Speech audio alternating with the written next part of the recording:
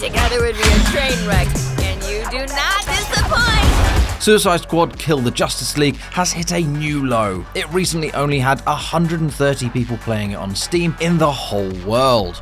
A AAA DC superhero game made by Rocksteady had only 130 people playing it in 22 days after it came out. That is staggering, but this could ultimately be a good thing. With a list of failed live service games as long as, well, the Skull and Bones development timeline, new gaming genres emerge in every couple of decades, studios closing all over the world, the success of games that are not live service, and the internet's knee-jerk reaction to anything vaguely resembling live service, I am hoping that the decline of this genre is here, and I pray to Superman my saviour that Suicide Squad Kill the Justice League will be the final kryptonite nail in the coffin of live service games.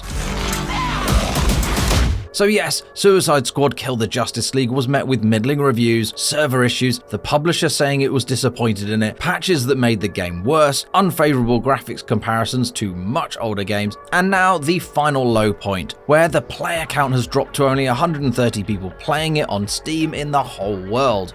But I would argue that this game isn't that bad. It's a good looter shooter. The problem for all the reviewers and the players is that they expected Batman Arkham Suicide Squad. However, this game was actually doomed years before it came out, when it was decided that the game needed to pivot to every shareholder and board member's favourite gaming phrase: live service money printing machine.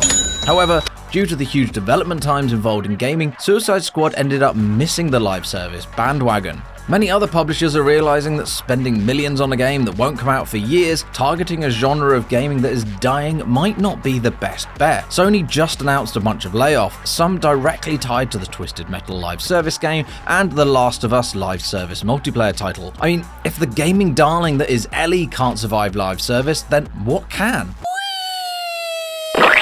Gaming genres come and go, with MMOs, MOBAs, online card games, loot boxes all having their time in the limelight. They still exist, but what I'm trying to say is that genres and fads don't stay relevant forever. Some live service games are great and are still going strong, like Sea of Thieves and Helldivers 2. However, Suicide Squad's painfully low player number of 130 might be the final breath of this current trend to try and make every game have a live service element. So here's hoping the next flavour of the month is smaller studios that craft a standalone game where you can just pay for it once, everyone at the studio gets paid without huge layoffs because they didn't overreach, and if the game is a success, maybe we get a sequel.